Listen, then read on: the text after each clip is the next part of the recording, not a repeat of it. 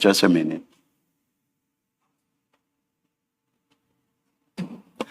Thank you. You are excused. You are excused. Thank you.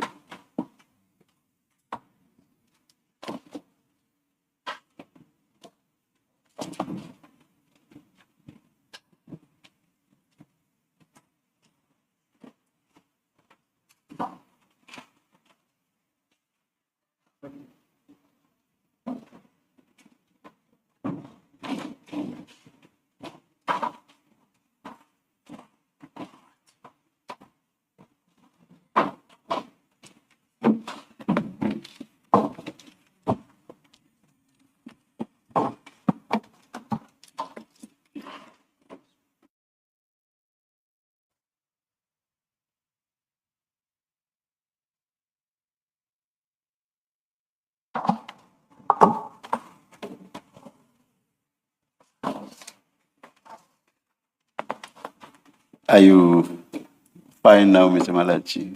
I'm fine, Commissioner. Thank you. Thank you, thank you. I asked you earlier whether you would be swearing or affirming. I will be swearing. Swearing, all right. Do you swear that the evidence you are going to give will be the truth, the whole truth, and nothing but the truth? If so, please raise your right hand and say, "So help me God." So help me God. Thank you. Mr. Skakan. Thank you, Commissioners. I think we've done the introductions, Mr. Malachi. Just on the issues of housekeeping, there should be 3 files that we're going to use for today's proceedings. Please, are the physical files with you? And Mr. Malachi, do you have those files, 3 files? Yes. Yes, they are, Mr. Skakan. Thank you. The first file 1 is the statement and annexes from Mr. Malachi. Yes. Containing the statement that he prepared. Yes. Let's go to the others when you take us there. Okay. Yeah, please do your preliminaries with the witness. Thank you. And then I've just requested to hand 2 documents. I apologize, but we'll refer to them very briefly. But I do need to deal with them. Can I request them to be handed off? Thanks.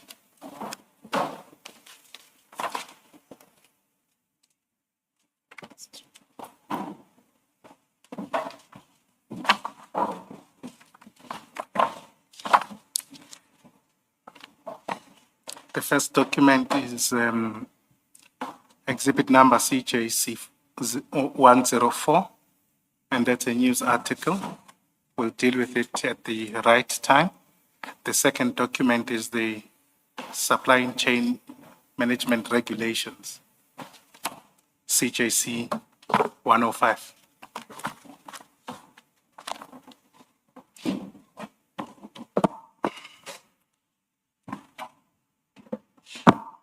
Thank you, Mr. Malachi.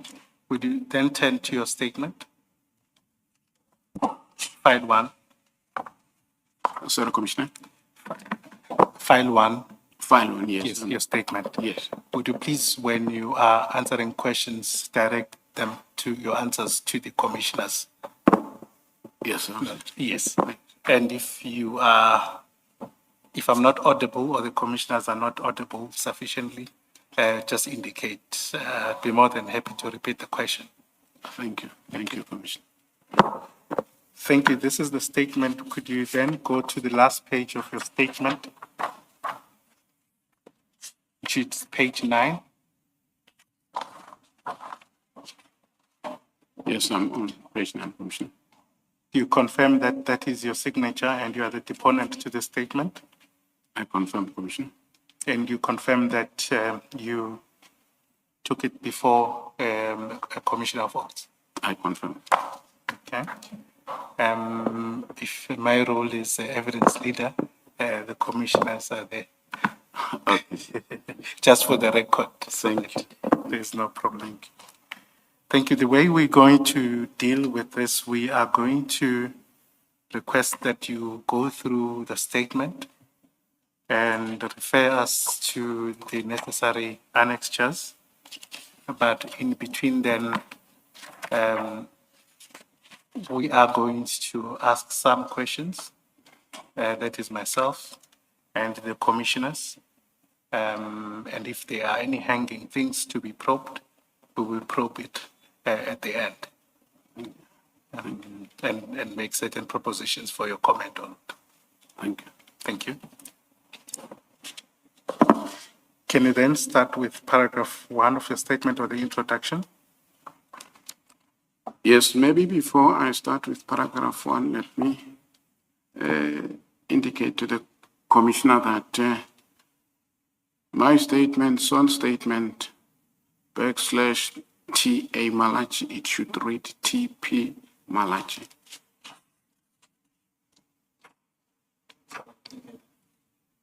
I didn't get that part. I said a son statement on page 1. Yes. It should read T.P. Malachi, not T.A. Malachi. Thank you. Thanks, Commissioner. I'm going through my statement, and in my statement, I stating under oath that I'm an adult male currently employed as a director, Tshwane Metropolis Department, Asset Protection Services. I was appointed on the 1st of June, 2023. I have attached my appointment letter. Sorry, Mr. Malachi. So please pull the mics closer to you. Okay, thank you. Okay. I was saying I was appointed on the 1st of June, 2023. I've attached my appointment letter detailing my employment functions marked as Annexure TP1.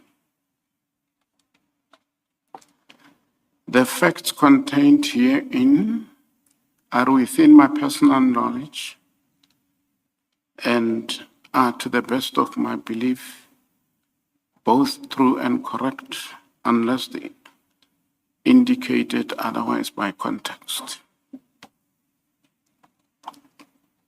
Paragraph 3, I confirm receipt of the notice issued in terms of Regulation 6 of the Regulations of the Judicial Commission of Inquiry into Criminality, Political Interference, and Corruption in the Criminal Justice System. Just before you move on, what's the correct year? Is it 2013 or 2023? The year of appointment. 2013, Commissioner. 2013. Correct. All right, thank you. And just to follow up from the chair, this position, you've held it since then, in terms of responsibilities. You've never changed title. Yes, Commissioner. I held it since 2013. And perhaps could you then take us through what would be your responsibilities as a director? Yes. Imagine being able to build anything just by thinking about it. Meet Base 44, a complete AI creation platform made for anyone with an idea and a drive to bring it to life. Describe what you want and watch it take shape. It's Commissioner Spies, who just joined TMPD in March last year. And before that, around 2015, 2016, who were you reporting to? I was then reporting to Deputy Chief of Police Commissioner Sian Boleis. Police. Boleis. Before Commissioner Sien Boleis, I was reporting to Mr. Navaplay in the office of the city manager. Sorry, who? Before reporting to Mr. Boleis, Commissioner Boleis, Yes. I reported to Mr. Navapile. Navaplay, who is in the office of the city manager. Before reporting to Mr. Navaplay, I reported to Deputy Chief of Police, Mr. Rex Mahlaule, who is retired as we speak. Thank you. And who reports to you currently? Or perhaps just your management structure underneath you that you are responsible for? I've got Deputy Director Mahlango, Reginald Mahlango, who reports directly to me. I've got Dr. Elvis Malislava, Malislava, who is reporting to Reginald Mahlango in terms of our operational structure. And I've got senior security officers, including other members, sergeants, and inspectors, particularly Inspector Perry, who are reporting to Senior Superintendent Mahlava. I'm actually outlining line of command. So does Piri report directly? Or he reports to someone before you? He reports to Senior Superintendent Mahlava. Mahlava. I'm told that they've been promoted not long. He's also at the level of Colonel, who's also reporting to Reginald Mahlango, who's the acting director at the moment, since I'm not in the office for the past 10 months also. Sorry, do you know when Piri was promoted? Good morning. Do you know when Mr. Piri was promoted? Morning, Commissioner. I just had. Was it this year or last year? It was this year, according to the information I had. This year, 2026. 2026. It was after you were suspended. Exactly. Yes, okay. Just for the record, to be clear, he was promoted to which position? I'm told he has been given the position of a major, but this is what I've heard. I do not have a record. Okay. Just to be clear also for my purposes, in 2025, around January, what was his position and who did he report to? He was an inspector, Commissioner.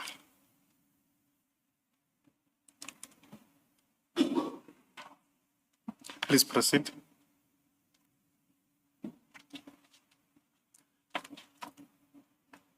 Paragraph 4 of my statement read as follows. I've noted questions from the Commission and wish to respond thereto as follows.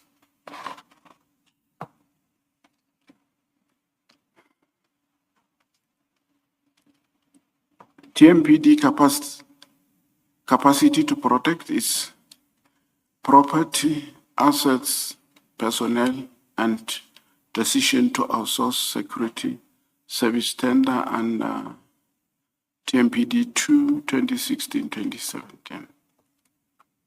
My response to this person is as follows, Commissioner. TMPD did not have capacity to protect its property, assets, and personnel. It was not only TMPD, but the city of Tshwane as a municipality did not have capacity to protect its properties, assets, personnel. Hence, the Asset Protection Services section was established under TMPD, Specialized Policing Division. The objective was to protect the property, assets, and personnel of the city. Paragraph 6.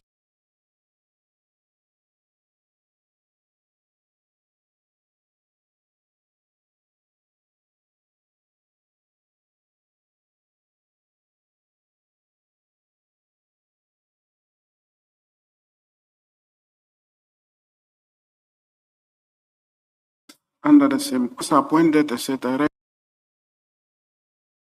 former Deputy Chief of Police, Rex Mahlaule, to prepare tender TMPD 2 2016-2017 for advertising.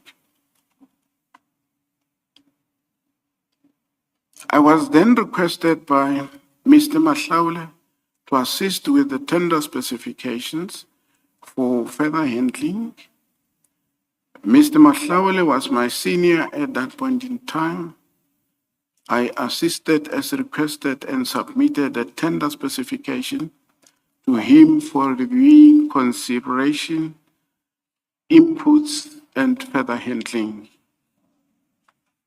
The tender specification documents were then forwarded to Supply Chain Management Department for further handling.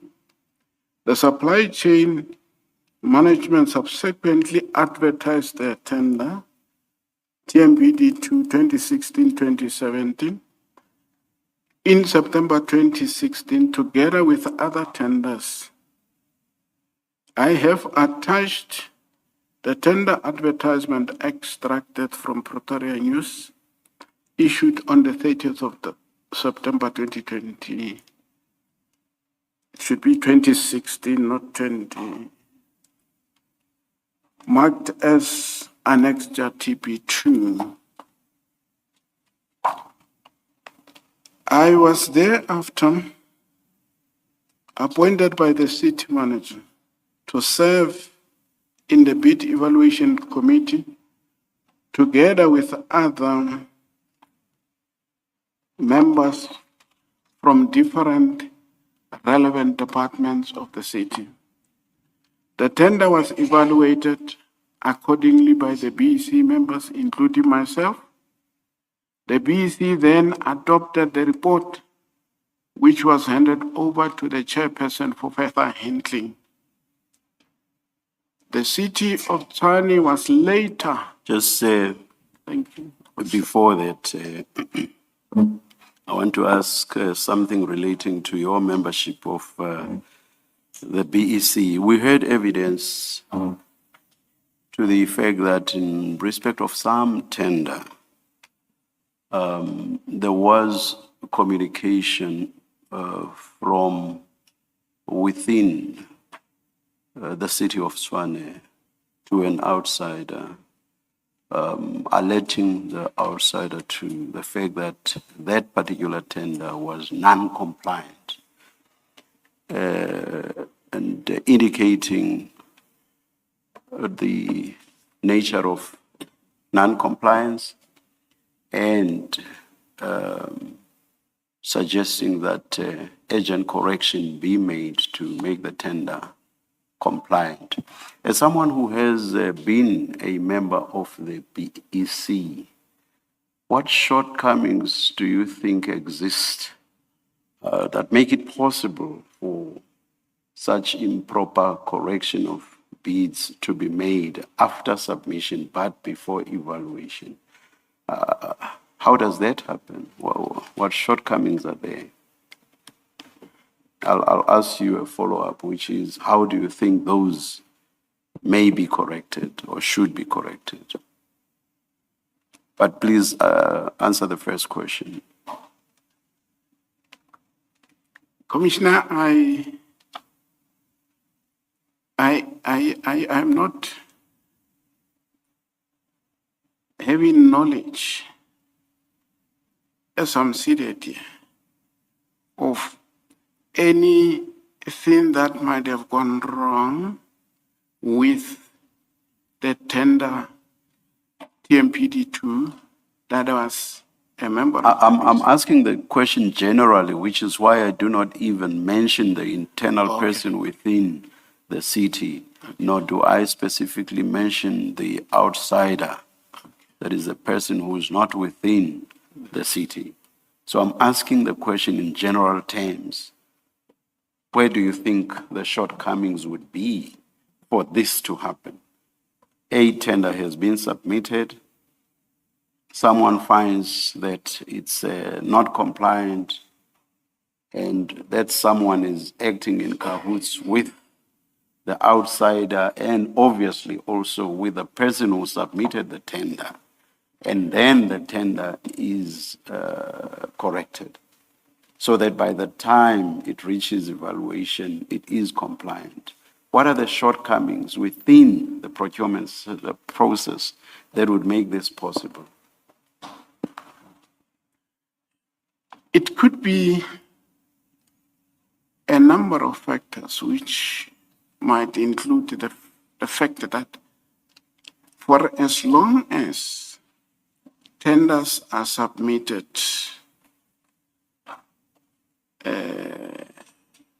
on files like this, and to these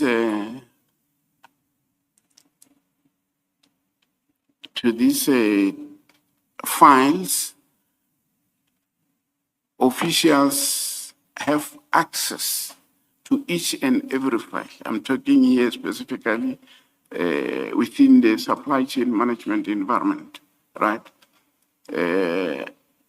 Such incident could take place, but now thinking of how this kind of things can be prevented going forward. Before that, perhaps, you seem to lay emphasis on the fact of physical files. Exactly. Physical files in contradistinction to what? I think physical files in.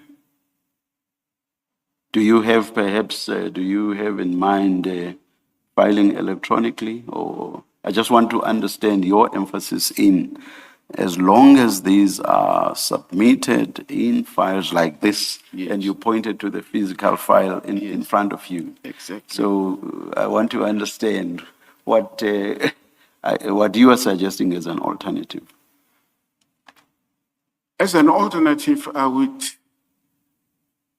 I'm thinking of suggesting that going forward, tender responses should be more electronic, right, as compared to filing system. And that would make it difficult, because out there in the public space, there are complaints to the effect that files are submitted, documents are taken out, and all of that. This is what we are hearing in the public space when people are complaining about issues of tenders and the like. But now, if alternatively files could be submitted electronically, I think that would assist a lot in terms of addressing the issue of loose files being taken out of, papers being taken, papers being replaced out of the tenders, yes. And I think it's a euphemism to say you hear that documents get lost. We know from what we have heard, or at least all indications are that is in fact so. Because take, for example, I think it was this very tender process, which led to even litigation. And part of what was alleged in the litigation was that documents that had gone missing. And in the end, an award was made, or awards were made without the evaluation process having taken place, which in itself was quite odd, even if it took place in terms of a court order after the two sides, the two adversaries in the litigation had reached agreement and therefore asked for an order from the court by agreement. But to cut a long story short, at the center of the litigation was the fact that documents had gone missing. I'm saying this just to correct you when you seem to suggest that this is something you heard about. It appears to have been fact. Commissioner, I hear, and I'm not disputing, but allow me, Commissioner, to say, in as far as TMPD 2, 2016-2017, wherein I participated as a BEC member, I can assure the Commissioner and this Commission that from the beginning to the end, right, we never had a situation, right? We never had a situation where there was a complaint to the effect that documents were tampered with and so forth and so on. We just waited. We waited for a very, I would say, for a very long time. We're not even. Stop taking meeting notes and let ClickUp AI Note Taker do it for you. It allows you to focus on your meetings, not your notes. It captures everything, from action items to key decisions.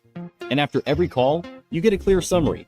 But where it really goes to the next level is that it's the only AI note taker that connects your meetings to the rest of your work. So stop stressing about taking notes and get the AI note taker that works for you. Get ClickUp AI Note Taker for your next meeting.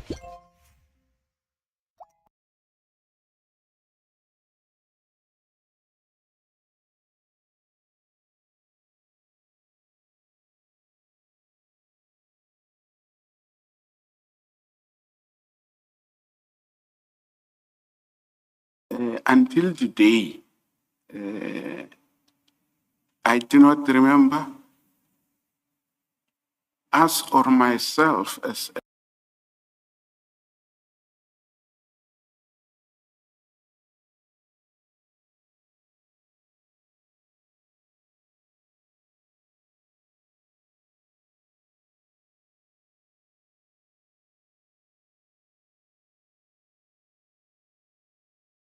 member. Do you remember? I don't know, Commissioner. So your focus is only at the stage of your participation as a member of the BEC. Yes. So what you are telling us relates to that stage only. Exactly. So you would not know what happened later, and you would not know whether issues were raised about missing documents. You would not know that. I would not know that. Oh, all right. Thank you. Thank you. Can I just check that, Mr. Malachi, the evidence so far is at some point in this tender process, documents were removed from the offices of the municipality and taken, I think, to a training college or something where the evaluation was done. Do you not know that happened? What I'm talking to that particular issue in my statement, where I am mentioning that before these documents were moved to, the documents were moved from supply chain management premises, premises to the Perhaps, Tshwane Mr. Leadership Mr. Academy. Piri, can I just, Mr. Malachi? Okay. Can I just direct the commissioners to the answer, perhaps? I've read the statement. I'm Okay. asking a different question. Mr. Malachi's evidence is that he never became aware, as I understand him in his discussion with the chairperson, he never became aware that there were irregularities. And I'm wanting you to clarify that, is that your evidence, that you never became aware that there was an issue in this tender process, or there were allegations at least, that documents were removed from the premises of the municipality and taken to some other place, I think it's a college, where the evaluation is supposed to have happened there, or whatever the backstory to it. But that step Yes. of documents being removed from the municipality to another location in the tender process, are you saying you never became aware of that? No. I wanted to assure the commissioner that there were reasons why these documents, right, why the BEC requested that the documents be moved from supply chain management to Primos. And those reasons were purely Primos is the college. college. Okay. Those reasons were based purely on security issues that, as the BEC have observed, right, before we could start with the actual evaluation process. And those security issues were as follows. While seated and expecting supply chain management officials to present us with documents, right? We observed that the facility which was adjacent to the boardroom where we were supposed to conduct, right? The storage facility was accessed without control by city officials, right? And that concerned the BEC. And the chairperson said, colleagues, what are we gonna do with this situation, right? We then had to check exactly what was happening. So there was no access control in and out. Nobody could tell us who was having the key, right? And officials were going in and out, which indicated that there might have been other documents kept in the same storage facility. The cameras were not they were not working. Yes. So that takes Yes. you to the conversation you were having with the chair. Remember when the chair started and you gave the explanation that you made the suggestion that bids submitted could be done so electronically, that is to avoid tampering and people having access to them. It's exactly this that the chairperson is talking about, that you, from the evidence we've had, tender documents were received, they were in a room, there are allegations that documents were removed, some documents were missing at some point. What can be done to avoid people having access to tender documents before the process is complete? And your suggestion was electronic. But you confused me when you said, well, as a BC member, I'm not aware that there had been any issues about this tender process. When in fact now you do accept that you did become aware, even as a member of a BC, that there are issues about storage of tender documents. And you were part of the decision or the request that those tender documents be removed from supply chain management to a college. That's all I wanted to clarify with you, because your evidence suggested you never became aware of any issues relating to this tender. Commissioner, let me put it like this. I never became aware of documents that went missing. Hence, the documents were taken out of this premises down to the college, and when the actual process of evaluation started, right, each document was gone through, and I am not aware of any missing documents that, as the committee, we could see or realize that documents were missing. I never became aware of that. So we did our work. We went through each and every document without any such a report. Can I just interrupt you there?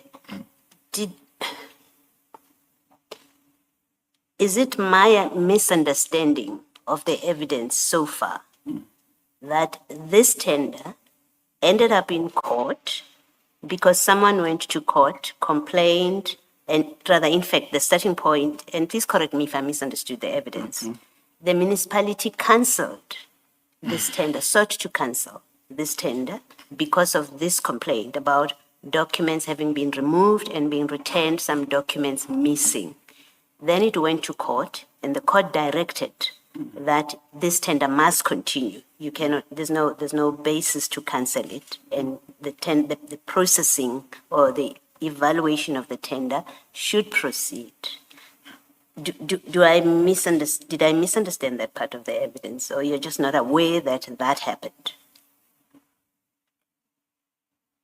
Commissioner, I would say, I wouldn't say the commissioner is misunderstanding anything, but from where I am sitting, all documents that were taken down got evaluated from the start to the end. That's not my question, Mr. Malachi.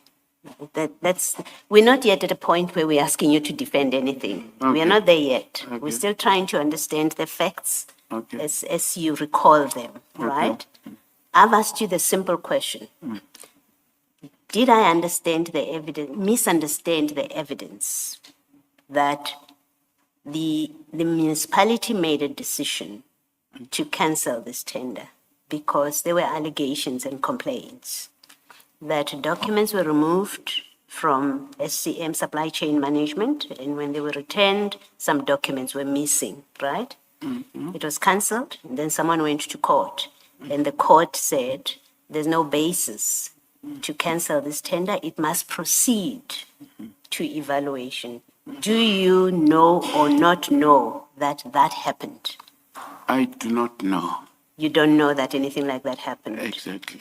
And you are in supply chain management, and you were the contact person for this tender, according to the documents that we have seen.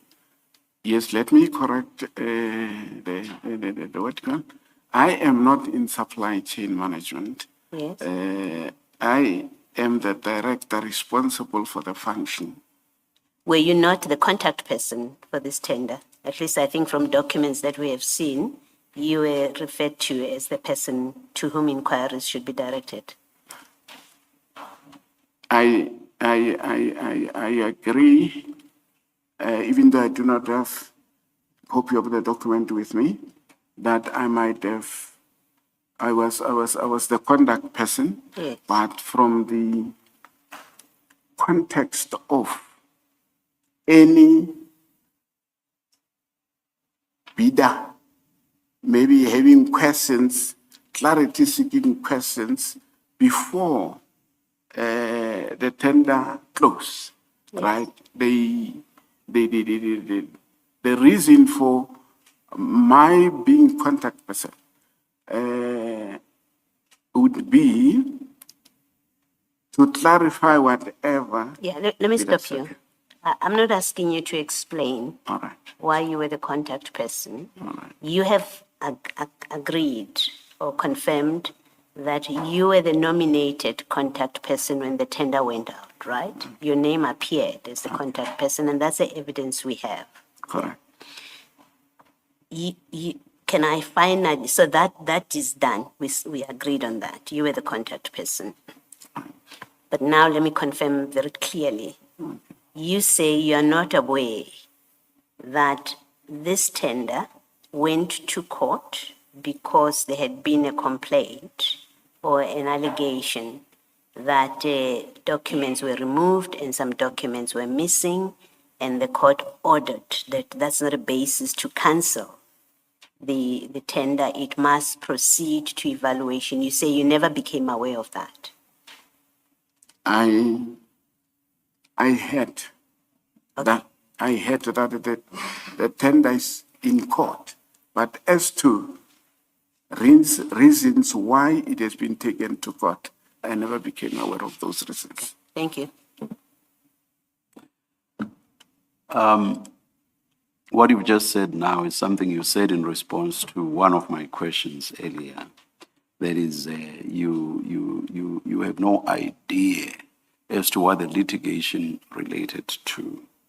I just want to make this suggestion to you. You were closely involved with the process. Right from the start, literally right from the start. Remember, once a request was made to Mr. Mahlaule to work on the tender specifications, he requested you to assist him. That's the very first stage of the process after a decision has been taken that there should be a tender. So what are the specifications? What exactly do we require? That's the very first step. So you were intimately involved with the process right from the beginning. And that goes further. You then become a member of the bid evaluation committee.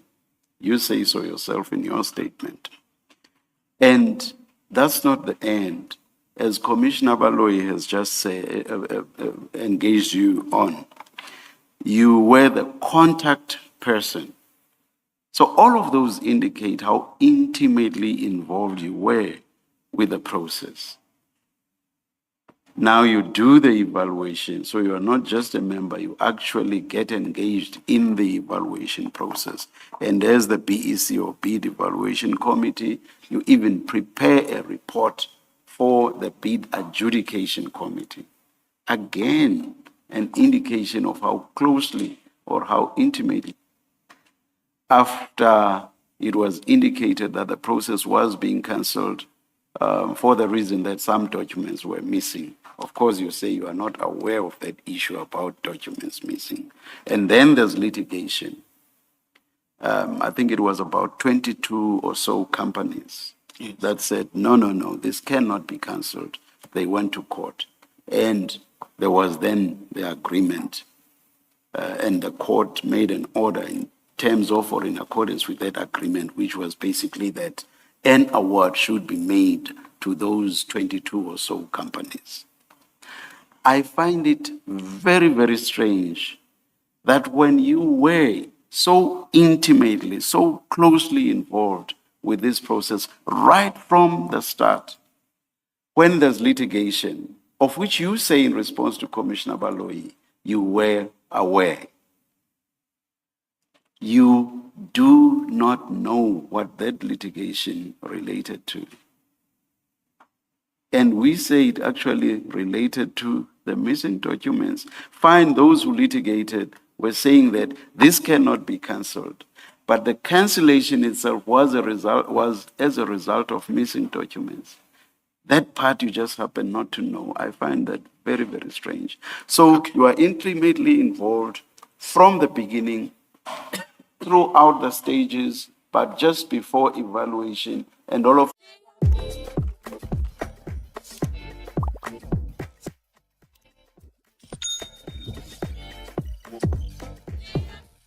understand why you would want to be defensive on this issue. You did not lose the documents. This is very odd. Commissioner, okay. Sorry for. Yes. All right. Commissioner, my involvement, as you correctly put it, as the commissioner correctly put it, right, started when I developed the tender document. I was the Please don't repeat that process. Please don't. You are part of the specification process. You are a member of the BEC. You participate in the decision making of the BEC. You prepare a report for the bid evaluation committee that's sent through to where it should go. And then there's litigation. Please zoom in there because that's where my problem is. I say I find it strange that you, at that stage, suddenly have no idea as to what happened. From the bid evaluation committee's report, right, my involvement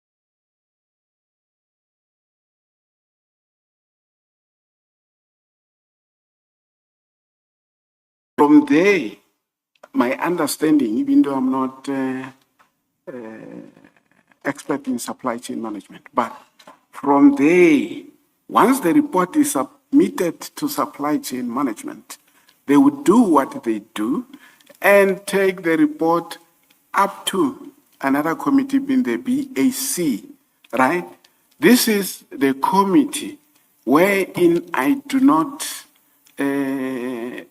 participate. I know you don't participate. You are not a member of the bid adjudication committee. Yes. But it's basically your tender. Correct. The very fact that you are asked right at the start to prepare the bid specification, it's your bid. It's your bid. You cannot tell me that somewhere through the process you completely lose interest and you are aware that there's litigation. You basically don't care what that litigation is about. That's what I find very odd. It's your bid. Don't you want to see where it ends ultimately? It's your bid. Commissioner, I must mention here that, yes, it is my bid, but at the level of BAC and what happens, right, going up, I would always expect. Looking for a great car insurance deal? Look no further. For quality cover and affordable premiums, get a quote and see how little you could pay. Bid for which I was appointed to serve. Now, in this instance, nothing of that sort happened, right? I had it like any member of the public that this bid was being challenged, but from You are not any member of the public, Mr. Valat. I agree, Commissioner. Excuse me for the word. I just wanted to emphasize that there was no formal engagement and information that this bid has been taken to court. These are the reasons. It's difficult to accept that because you are the client representative. That's why Deputy Commissioner Mahlaule, I think, he appoints you. So this is a tender for his department, APSS, that deals with it. But you are the client. It's very difficult to accept that this tender would run into problems. You don't know anything about it. Apart from the fact that you're a member of the BC, you are the client. It runs into problems, you don't know anything about it. It is taken to court, you don't know about it. It takes forever to finalize. And you're the client, you're the one that's responsible for this service. You're the one with a direct interest to get this tender finalized, and it's not getting finalized, and you say, well, I had it like any other member of the public. I'm prepared to accept when you say member of the public, you mean like any other employee of the TMPD or of Tshwane Metro. And it has to be, because you're not a member of the public. But in that capacity as a client, that you don't know because nobody said anything about it, and you don't make inquiries, it's your tender. It's difficult to accept it. I do. Let me speak for myself. I find it very difficult to accept that you remained ignorant of the issues that are delaying your tender when you had a direct interest in this tender being finalized and security companies being appointed. You must have known. You must have asked the questions. Otherwise, something is seriously wrong. If you, as the client representative who has a direct interest in this tender being finalized, you did not ask the basic question: what's happening? Supply chain, what's happening that this tender is not being finalized? There's no way you did not ask that question. I want to put it that high. There's no way you did not ask that question. Commissioner, let me make the commissioner aware. Within the department, right, there are stages of involvement. This is what is happening practically, even today. Within the department, there are different stages of involvement.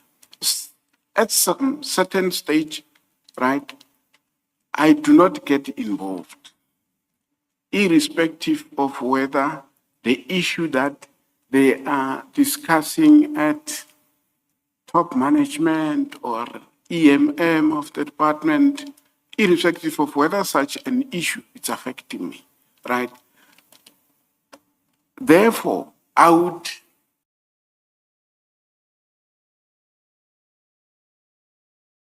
it's brought to terms with the issues that are involving me in my capacity as the employee, to come down and say, Director Malachi, that bit has got the issues. These are the issues.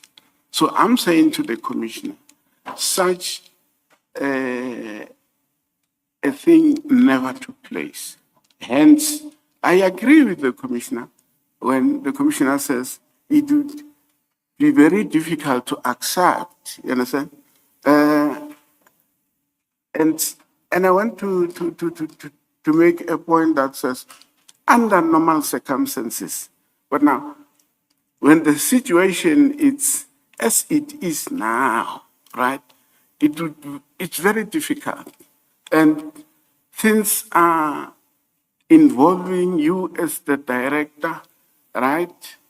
People are taking decisions about those things, and when they're deciding on those things, they don't even have courage to invite you, right? Once they are done, they give instructions, and yours is to make sure that whatever instruction is given, right, you do your best of your ability in order to adhere to that particular instruction. Hence, when it comes to these issues, right, I was never informed. No, continue. Okay. We can multitask. Thank you. Hence I'm saying when it comes to the court issues, the reasons behind why this tender was litigated, it was never brought to my attention. I had in the corridors, but from the top management who assigned me a duty right from the beginning to take me in confidence and say, Director, come here. Here there is a problem, right? Such a thing never happened. And mind you, when it happens at that, it doesn't only involve my department, right? At the BEC level, there are legal services, there are CFOs and all of that. So from where I operated or from where I'm operating, it would always be very difficult to go and knock, right, on individual, doors to say, hey, what is the problem with this? What is the problem with that? But once you get formally informed or formally involved, you are able to participate, you are able to get yourself familiarized with issues and play your role in order to make input and have them resolved if they are resolved. May I just say this, and it's meant as advice, Mr. Malachi. Thank you. The very first question I asked you, which was in general terms, related to tenders generally, it was not about a specific tender. It was not about your tender, the tender we're talking about now. My sense was that you immediately got defensive. Oh, okay. And I had to explain to you that, Mr. Malachi, please do not be defensive. This is not about your tender. I'm asking about tenders generally. And it was only thereafter that you then gave an answer to my question. And I must say to you that the answer was quite useful. Now, on the issue that Commissioner Baloyi and I are engaging you on, my distinct sense, and from what Commissioner Baloyi also said, I think that's her sense as well, you are again being defensive. And yet again, you are being defensive on something that, although it relates to impropriety, from where you are. How has Shopify improved not only your business, but your lifestyle? I think the reliability of Shopify as a platform has allowed us to start thinking bigger and give us more free time to actually think about how we can scale the business rather than being in the weeds, thinking about the operational parts of the website, because we know it's taken care of. It doesn't matter if your business is 1, 2, 10, or 100 people, Shopify scales with you. It's a no-brainer for any business at any stage. Make the switch to Shopify. Kumalo's sense. Now, here's the advice.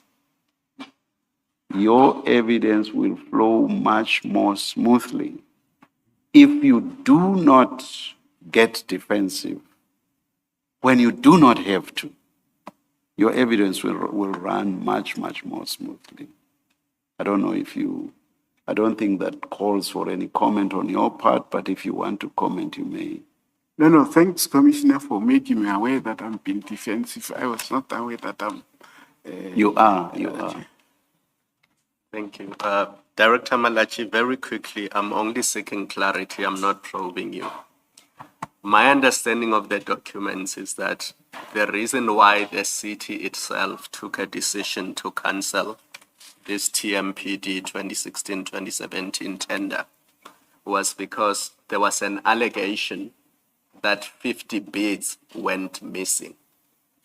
Did you at any stage become aware of the allegation that 50 bids went missing?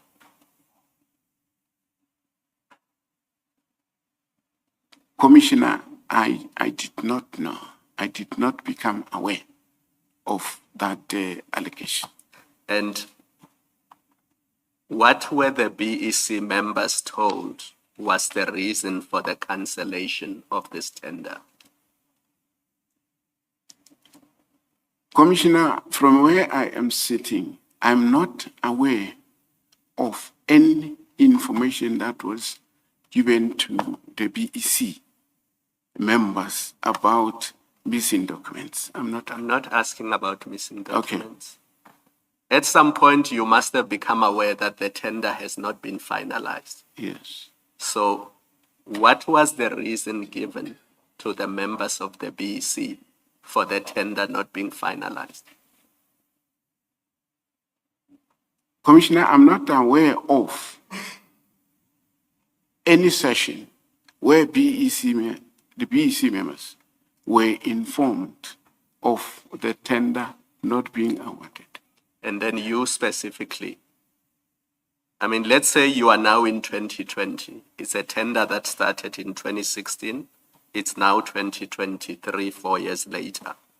And you are aware that nobody has been appointed. Yes.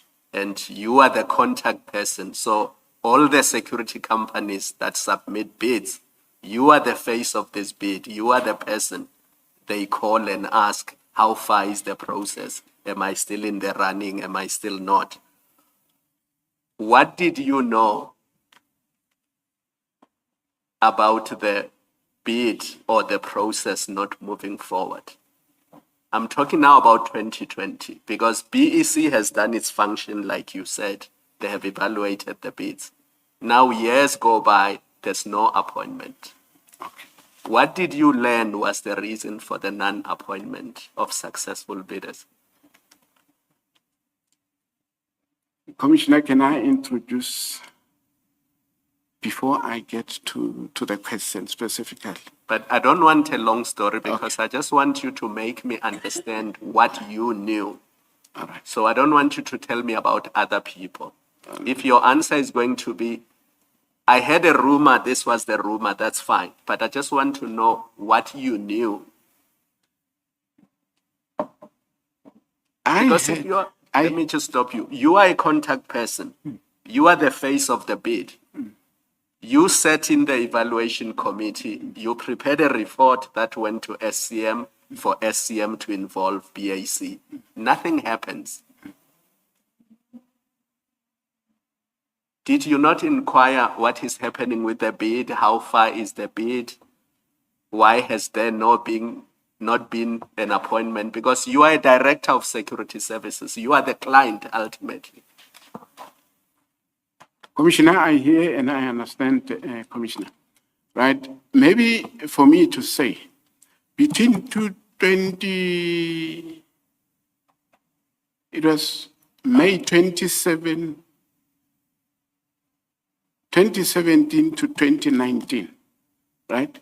I was not in that space. They took me out of that space, right? And I must mention that there might have been communication, right, to the effect that the tender is not moving, these are the reasons and the like. But now, since I was taken out of the position for almost 2 years, right, that part I might have missed. I'm not sure, Commissioner. I think let's leave it there for now. Thank you. Let us adjourn, Mr. Skakane. Let us adjourn and resume at 11:40. Thank you, Commissioner.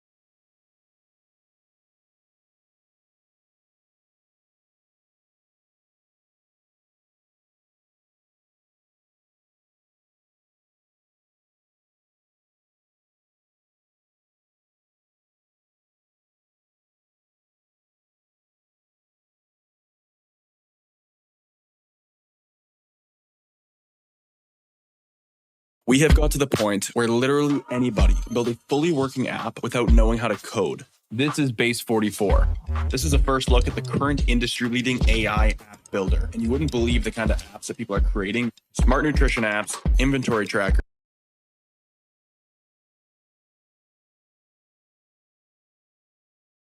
onboarding tools, you name it. And if the only thing stopping me from making the app is the idea, then why not build an app that gives me endless app ideas? So let's make it. Pro tip, I draft the full app spec in ChatGPT, and then I drop the prompts directly into Base 44. It gives me super detailed structure. And here it is, everything I laid out in detail as it goes. This is pretty awesome, but I want to make it playful. So I'm going to add a swipe left and swipe right interface. The same usability we all know.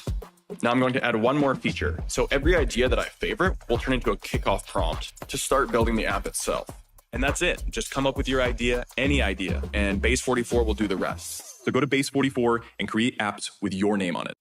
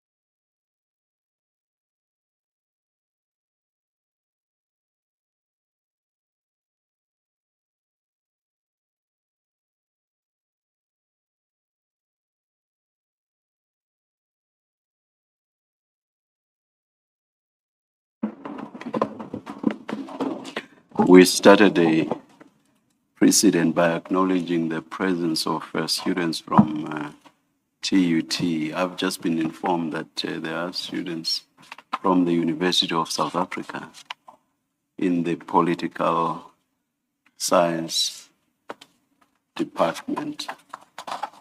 Welcome. Thank you. Mr. Skakani? Thank you, Chair.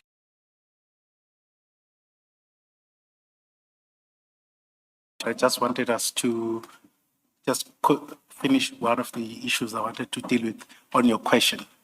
Thank you. Mr. Malachi, earlier on when you were probed, you indicated that you were not a participant in most of, or not most, in some of the decisions at the BEC. Am I correct? For example, you said from 2017 to 2019, you were taken out. Yes, 2017 to 2019, I was taken out of the position, but that was after the BC has completed its work. That was after the BC. Yes. Okay, so you were, your statement at paragraph 19 remains accurate.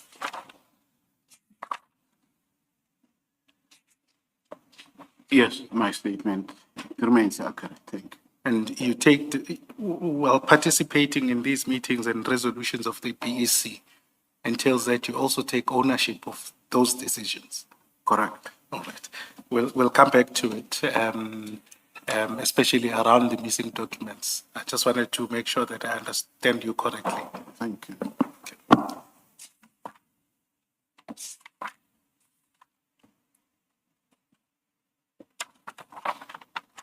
I think Mrs. Kagani, Mr. Malachi was done with paragraph 9. Apologies. I think he was done with paragraph 9. Yes, yes. I think we're getting into the court order, 10, and then thereafter. Paragraph 10. Correct. Paragraph I think he had just indicated that there was a court order in all of this. Yeah, Mr. Malachi, when I began to engage you, you were starting to read paragraph 10. So if you can just start all over and read paragraph 10. Thank you, Commissioner. The city of Tshwane was later served with the court order, which awarded tender TMPD 2 2016-2017 to 22 security service providers, including Kubis Solutions Pty Ltd. I attached a copy of the court order dated the 22nd of October 2021, marked as Annexure TP3. Thank you. Could you go to page 8 of your bundle, annexure bundle?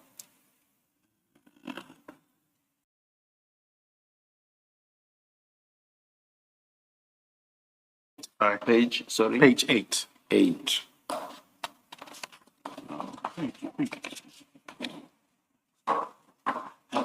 Yes.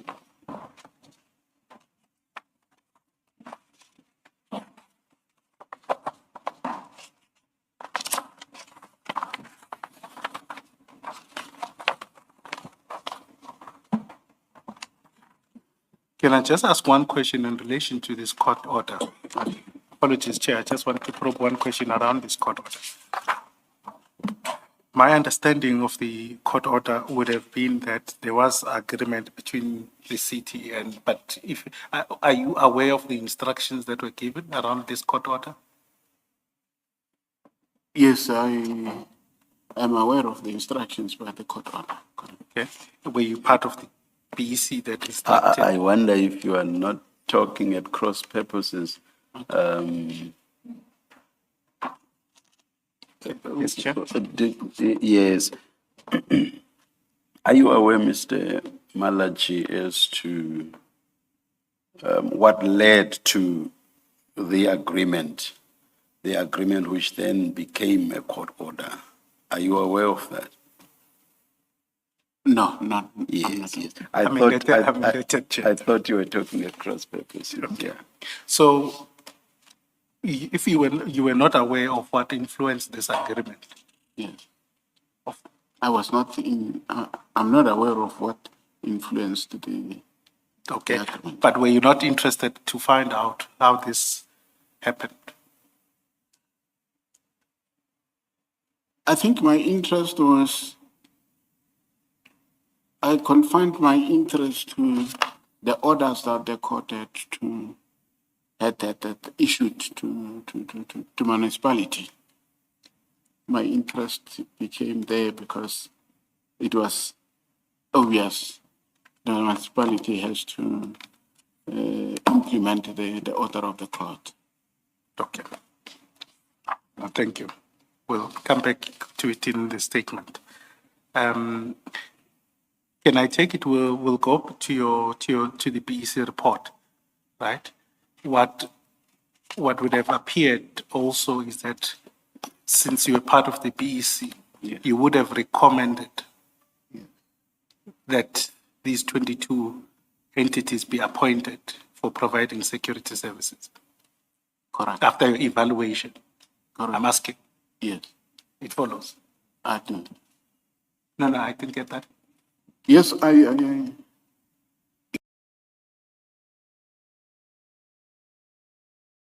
in the affirmative. Thank you. Then, when is it normal that obviously that the court, I just want your understanding, that it would have, the decision should have then gone, the reports, the way it goes, it should have gone to the BAC, the report. Did it ever go to the BAC, just for completeness? Because I understand that it didn't. Your report. I don't know what to say, but I take it that every BEC report, right, once it's adopted and taken to supply chain management, it is supply chain management who takes that report forward, including to present it before the BAC. So I took it that it is served before the BAC, even though I do not have evidence. Okay, so you assume that it did go to the BAC? I assume, yes. Okay. Okay, please proceed with the statement at paragraph 11. Paragraph 11, as indicated in paragraph 5 above, the properties, assets, and personnel which required protection are from all the departments, including TM. We have got to the point where literally anybody can build a fully working app without knowing how to code. This is Base 44. This is a first look at the current industry-leading AI app builder, and you wouldn't believe the kind of apps that people are creating. Smart nutrition apps, inventory trackers, onboarding tools, you name it. And if the only thing stopping me from making the app is the idea, then why not build an app that gives me endless app ideas? So let's make it. Pro tip, I draft the full app spec in ChatGPT, and then I drop the prompt directly into Base 44. It gives me super detailed structure. And here it is, everything I laid out in detail as it goes. This is pretty awesome, but I want to make it playful. So I'm going to add a swipe left and swipe right interface. The same usability we all know.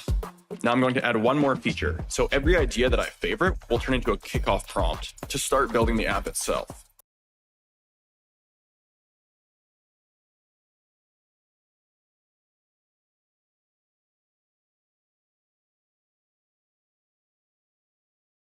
And that's it. Just come up with your idea, any idea, and Base 44 will do the rest. So go to Base 44 and create apps with your name on it. Whatever else that require protection. So even though you did not read the preceding heading, just above paragraph 11, the intro, which is in paragraph 11, does explain what everything is before the next heading. But I just want to say, for context, you should always read the headings. You don't need to go back to the heading. Thank you.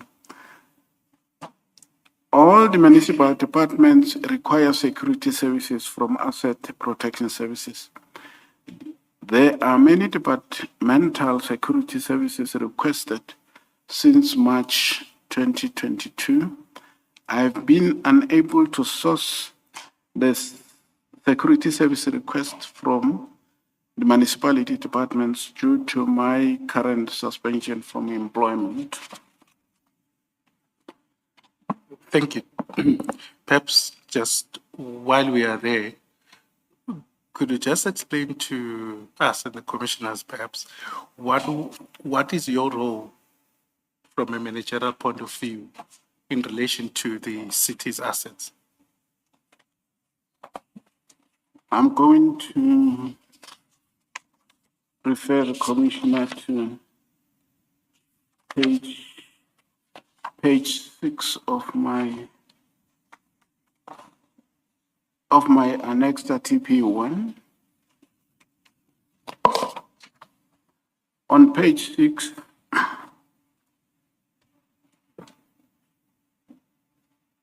my role as the director responsible for protection services is to ensure that protection of council premises and Every call, you get a clear summary. But where it really goes to the next level is that it's the only AI note taker that connects your meetings to the rest of your work. So stop stressing about taking notes and get the AI note taker that works for you. Get ClickUp AI Note Taker for your next meeting.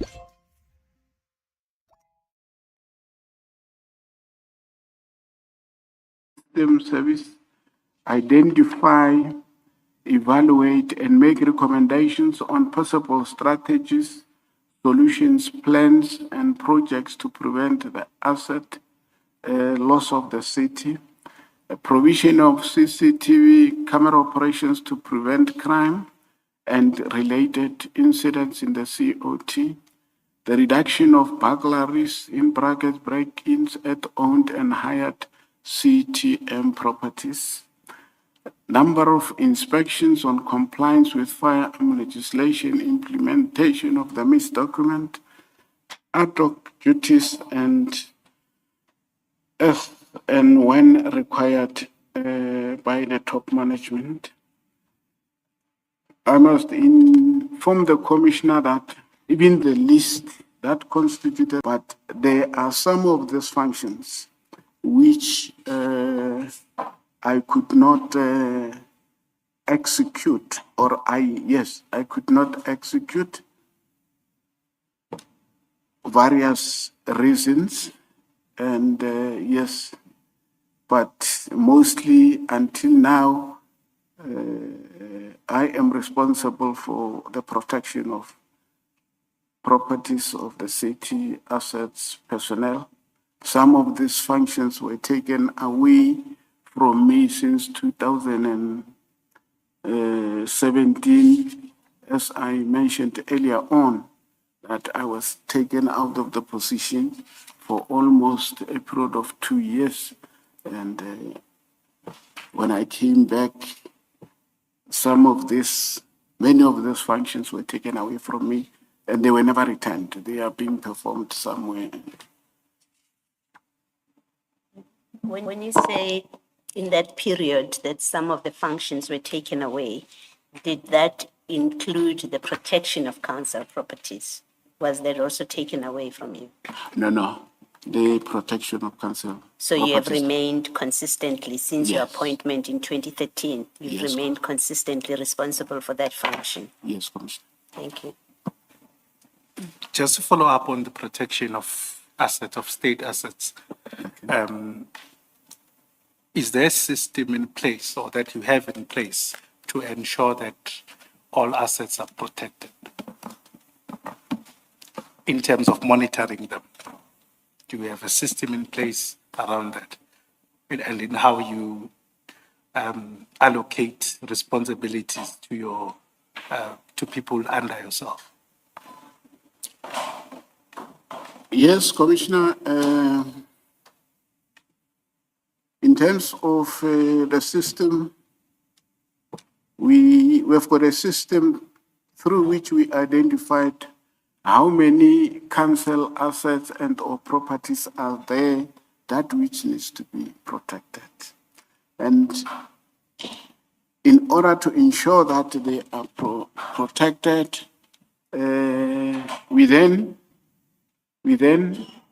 I then made sure that I've got a team within the Asset Protection Services, which team's job is to monitor performance of both private guards and in-house security services, right? During the process of monitoring, they do inspections on those, properties and assets. They make sure that security guards are in place, security measures that are put in place on specific sites are working, and anything that goes wrong on the sites, they report back. And how they report back, they've got inspection reports that they submit. And yeah, I think that is basically the system. They also conduct security risk assessment where on as and when required basis. And this is one important tool that we use to inform and guide us when we take decision in terms of which asset is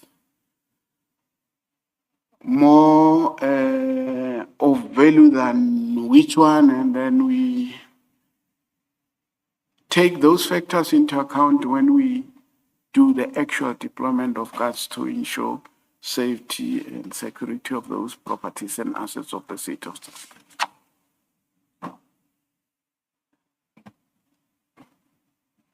Thank you. And in your time, were they effectively managed? Yes, Commissioner. And they reported to you, your team reported to you? They did, yes, the team reported to me. And you oversaw the process and you were satisfied over the years? Yes, Commissioner, I was satisfied with what the team was doing. I must also mention here that in security, there is a saying that 100% security, it's a myth. Meaning, even if we could have all the sites covered, right, you would always encounter security challenges, break-ins, theft, and so forth and so on. But I must also bring it to the attention of the Commissioner that since 2013 to date, the city has not been able to protect all its assets. It has not been able to protect all its assets. Out of more than 1,000 assets of the city, up until I was suspended in July last year, we were covering almost 545 sites, which means that almost the same amount of assets, right, remained unprotected to date.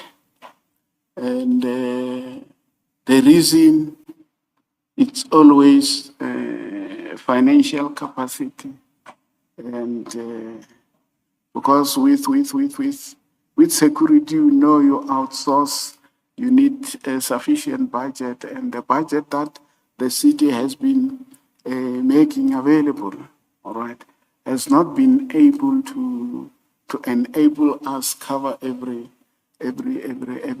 asset. So we had to prioritize and make sure that those that we think they are of priority are protected around the clock using private guards.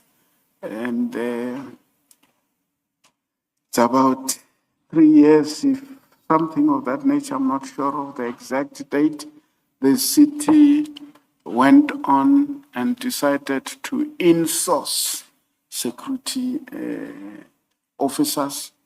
And yes, the number,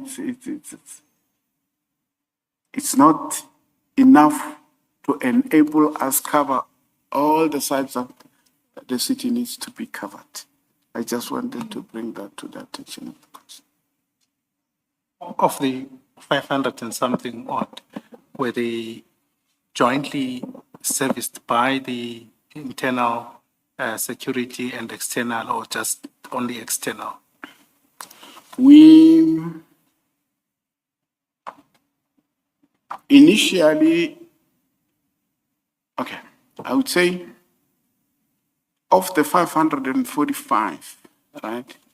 If my memory serves me well, it is somewhere in my, 545, we are utilizing private security guards to guard them.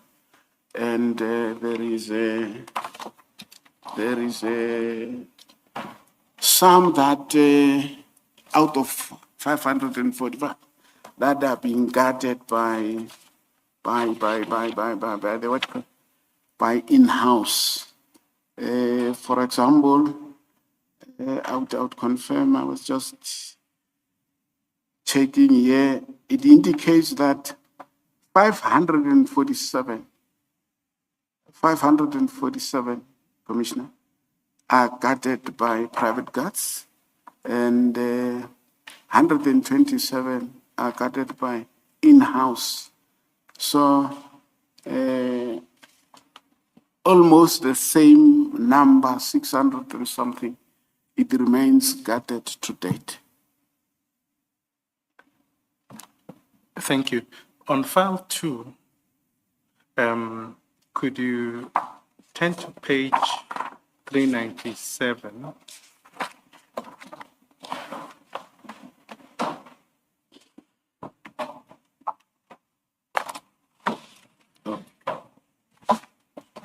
Is that which page, Mrs. Kaka? 397, thank you.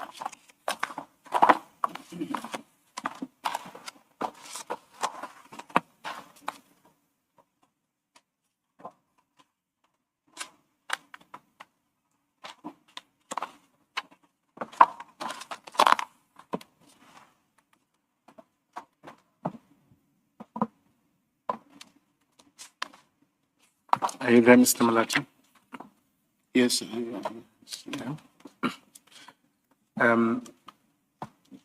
This is a report, a handover report that was compiled by Ms. Maroka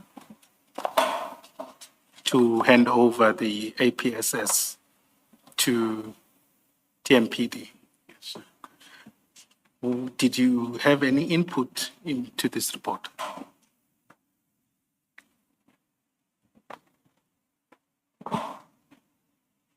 I would say not formal input. I would say not formal input, but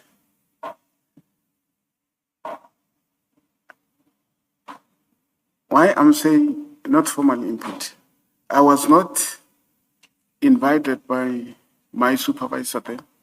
By the way, in the office of the city manager, I was reporting to Mr. Navapile, right? Mr. Navapile. Navapile. Yes. So I was reporting to Mr. Navapile. So I do not remember us having a meeting in order to compile or make inputs into into the handing over of, but I would accept that this report represents what was the status. Now, this is the unit that deals with the assets of the city, which you've accepted that you were part of at management level.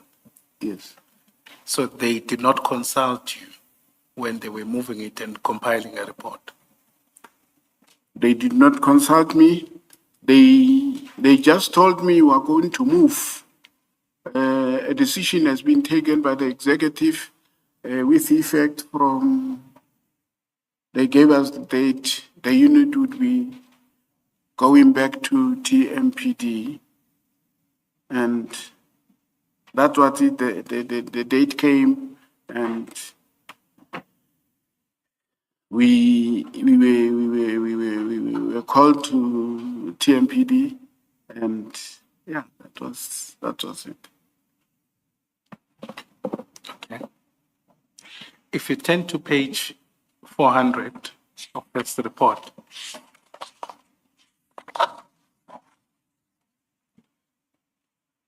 .3, paragraph 2. Okay. I think perhaps it supports what you were saying. It indicates that work rendered by security service provider was not monitored as per service level agreement. And it then says the Tshwane, I think there's a mistake, Metropolitan Police Department does not monitor the deployment of the security personnel at least twice a month as stipulated in the SLAs.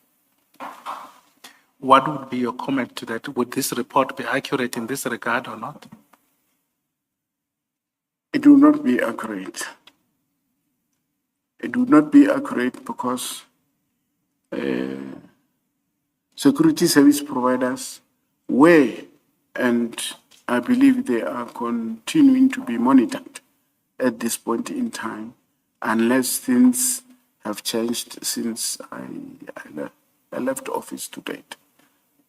But in the run-up to when I was still in office, monitoring teams are on the ground, monitoring 24/7 deployment of security service providers. So evidence is that while it's untrue and actually you monitor the sites 24/7. Exactly, that's right. For 545 sites. Yes, 545 sites. When I say monitor, I want to bring it to the commissioner that in practical terms, it would always not be easy to cover every site on daily or twice daily or thrice, given the shortage of personnel that are there to conduct this specific function. But we've been doing what we could to ensure that basically the monitoring is in place, and it continued to be in place, which makes me believe that it is still in place, because I wouldn't think of any reason why we cannot have the service providers monitored around the clock, even though, yes, I agree, we wouldn't be able. Whoa. What's that? I just built a budgeting app in Base 44. Guys, Nina just built an app. Impossible. Nina can't code. Interesting. Can it generate reports? It can now. Nice. So you're saying we can all build apps now? Yeah. I'm on lunch. I gotta make a call. I'll be in my office. Just built an inventory tracker. Protein calculator. Book sharing app. A workflow manager that Tracks who still owes for the group lunch. trash duty schedule. Since no one seems to care. Just built a I just created a goal tracking system. We built the same thing, didn't we? Yep. Can this thing manage contact? Is the SOC compliant? I want to animate this graph. Create a party planner. Profesor de Español. An inter-office dating app.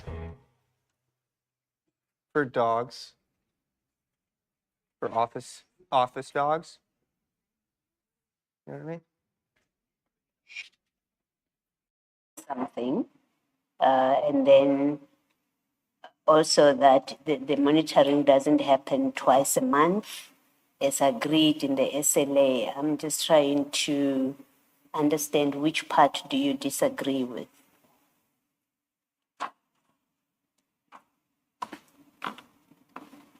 Commissioner, I would not, I wouldn't with certainty say I dispute what I disagree with what the paragraph is saying, more especially when they are talking twice a month. Hence, as a result of me having said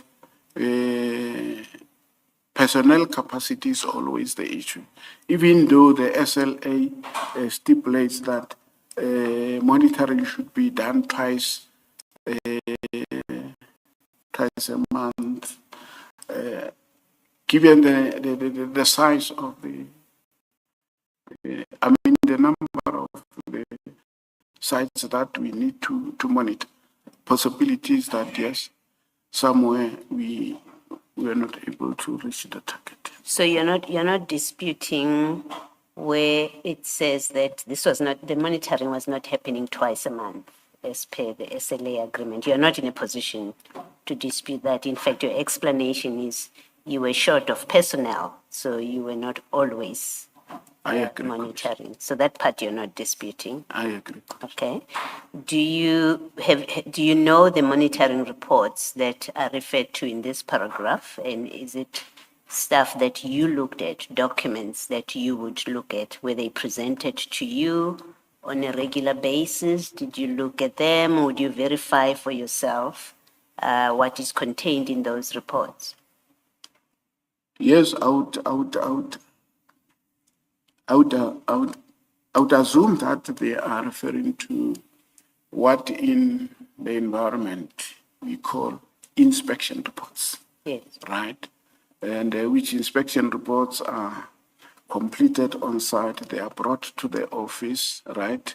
And we go in through them, we check, right? And make sure that indeed this monitoring team is doing its work. I think. Okay. So but just to be sure, and I just want to correct your answer to Mr. Skakane. You responded to his question that you don't agree with what is contained here, that monitoring wasn't happening. So I just want to clarify that with you, that you accept, and there seems to be in your answer, in fact, that because of capacity constraints, monitoring was not happening the way that the SLAs required it to be done, which is twice a month. You accept that? I accept. Okay, thank you. Thank you, Commissioner Valerie. In fact, I wanted to probe this point a bit further. And this report actually refers that this was a finding of internal audit, meaning there was an auditing of the sites, the monitoring reports, and the actual inspection reports.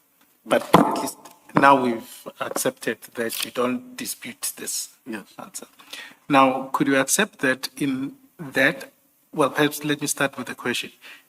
These assets, if you look at the tender, the 2016-2017 tender, yes, the value of it is 800 million, which according to you, as the client representatives in specific, is quite a substantial amount. Yes, I think it could even be more, even though I don't have the exact report to back up my statement. But yes, I agree. It could be a substantial amount of money. I agree.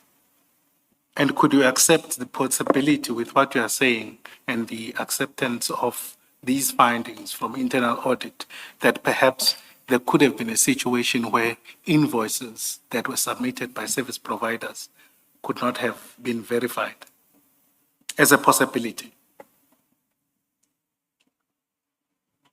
I think it could be, yes. I agree.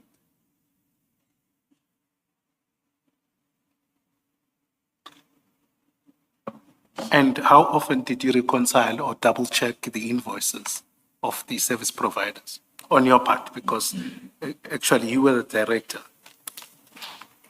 Normally, we have got schedule for each security service provider. And every time they submit an invoice, right, my team would make sure that this invoice is in respect of all the sites that which were or that which are allocated to the specific service provider before it gets brought to my office to certify that indeed the services were rendered as per the allocation in question and so forth. Perhaps then I understand your answer then differently to say that with each invoice that is submitted, you sign them off after having made sure that the services were rendered. Yes, there is a standing instruction to the team that is assigned a duty to receive and administer these invoices to say before each invoice is brought to my attention to certify, right? Go through and make sure that the service provider is invoicing the city for all the what you call the sites that the service provider in question is guiding or deployed to that. But surely that answer or your agreement with what is stated in the report and the answer you're providing can't exist at the same time. Meaning you can't agree with an audit finding that says you failed to monitor the service level agreement or service providers, but then at the same time you say you do check the invoices and satisfy yourself that services were rendered. There are two,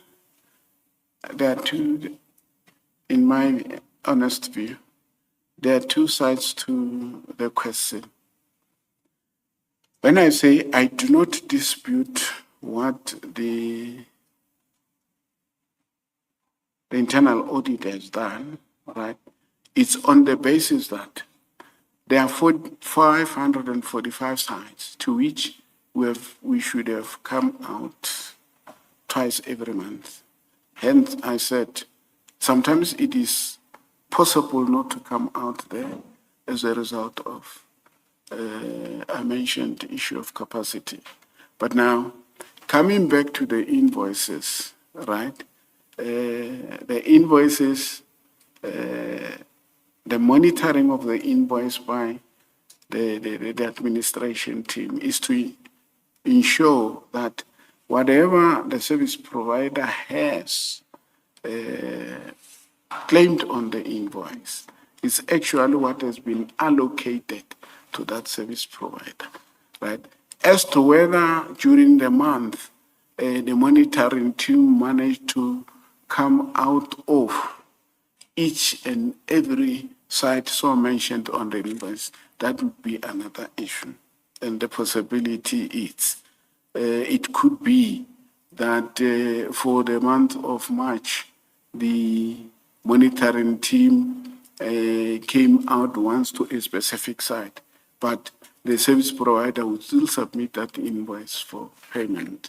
Hence, theirs is to make sure that whatever is submitted for payment is exactly as per the schedule that we have allocated to that specific service provider. Commissioner. Thank you. I guess what Mr. Skakane is testing with you is that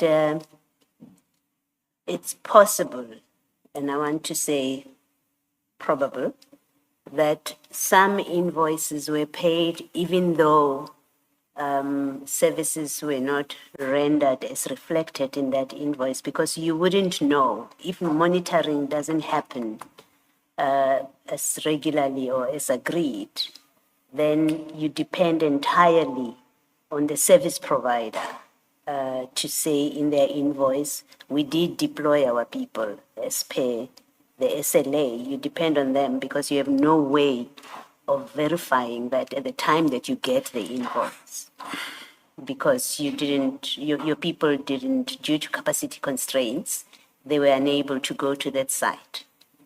I agree. You must accept that. I that accept you those. probably did pay some invoices when they should not have been paid. Probably, yes. Thank you. Thank you, Commissioner. By the way, I think that takes care of quite a bit of my questions on this. Just out of interest, this report, when did you ever come across it? When did you first see it?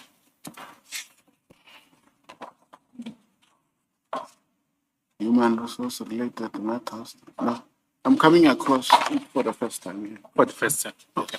Thank you.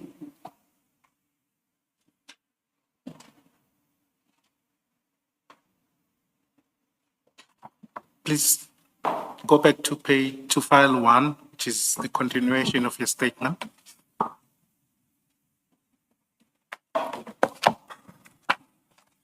Just be reminded of what the chair requested, that you read the heading first.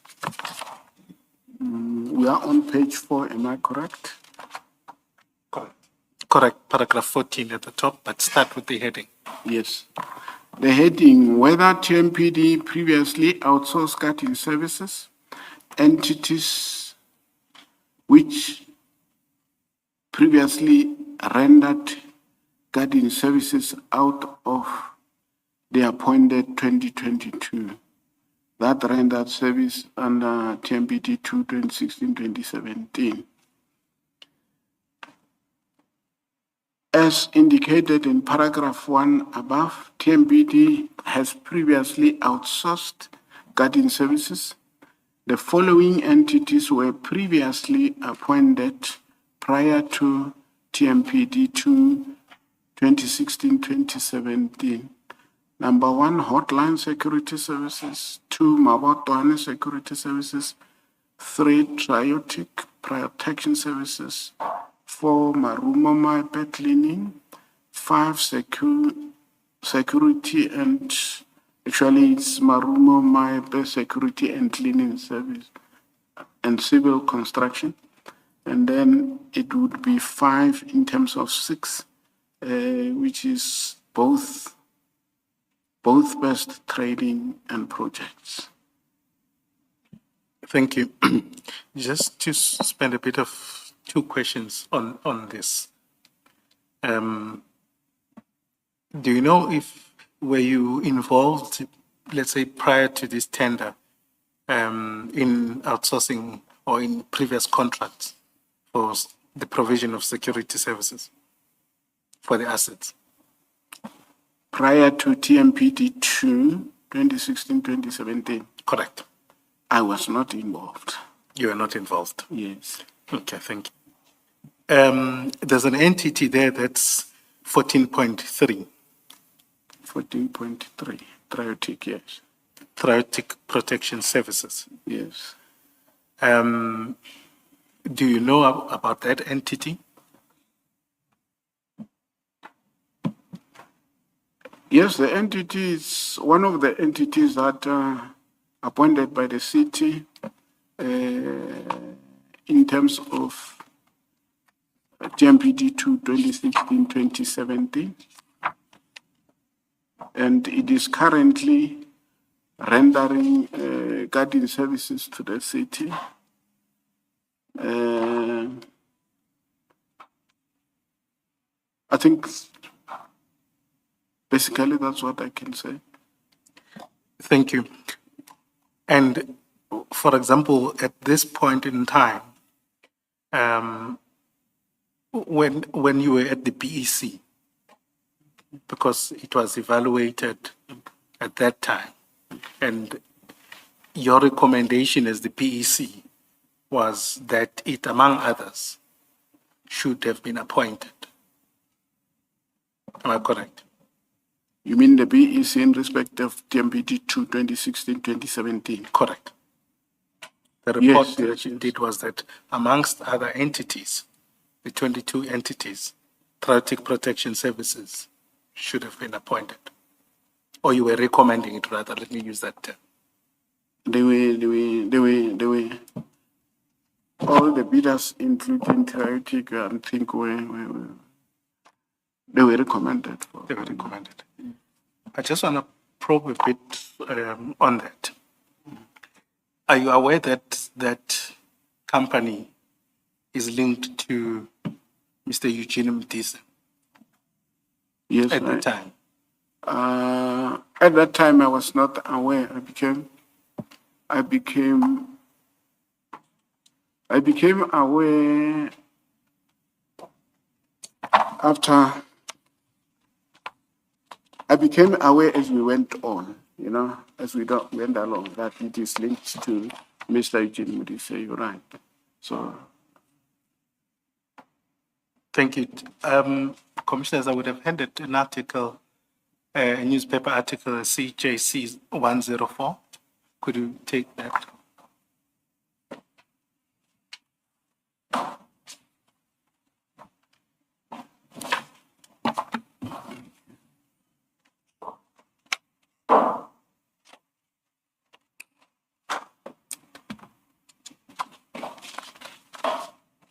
If you turn to page 2 of,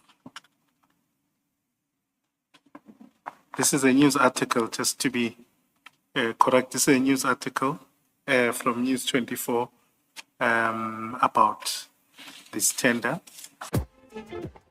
FlexiFlight from Bright, the only insurance product that covers both your business and your personal needs in one single policy. Bright. Controversies is that it is linked to Mr. Eugene Mdisa. And it is said in the second paragraph of the second page, News 24 has established that Traffic Protection Services, in which Mdisa was the sole director and shareholder until February 2023, has got lucrative security contracts at the ANC Madibeng municipality in the northwest and Lipalale. Correct? Yes, I heard that. I saw it on the newspaper. Correct. Yes. So around this time, when you evaluated this tender for the TMPD, not this municipality, Mr. Mdisa would have been the sole shareholder and director of Triotic. And obviously, when you evaluate, you would know those things because those are part of the documents that are submitted as to who is the director of that entity. Since this has happened some years back, I wouldn't with certainty say the documents, more especially CIPC documents that were submitted, right, indicated whether he was the sole director or there was somebody else, right? I wouldn't with certainty say that. But what I know is that he is said to be the director of the company. But back then, I'm not sure as to what is it that the company registration document was saying in terms of directorship, whether there were other people on the directorship or not. It happened sometime back. Obviously, what do we see, obviously, with your evidence is starting to go towards I don't know, I didn't know, and all of this. can I accept that then equally you wouldn't be able to dispute it with certainty? Yes, I won't be able to dispute it with certainty. Can I also put this proposition to you? That in terms of your own policy and the SAM regulations, companies linked to people in the service of the state ought not to be appointed. Maybe before he answers, so that we understand the import of this part of the discussion. Considering, and I'm looking at the same article, Mrs. Kakan, considering that Mr. Modise, at the time of the evaluation of this tender, according to this article, in fact, in its award, he wasn't a councillor. And I haven't seen a suggestion that he was an employee of the state at that time, at the time of the award of the tender. Is this a line of questions that should occupy us? I'm looking at your article. If you look at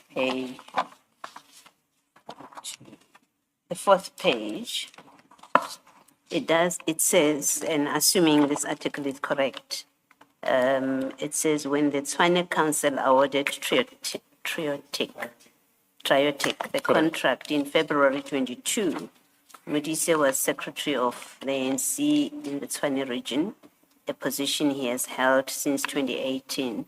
Now, unless you proceed your question with putting to the witness as a fact that at the time of the award, he was a councillor, if he was, or an employee of the state, you have to proceed it with that before you say employees are not, employees of the state, and not, people in the service of the state are not allowed to contract. It has to be preceded by establishing the fact that this person was in the service of the state.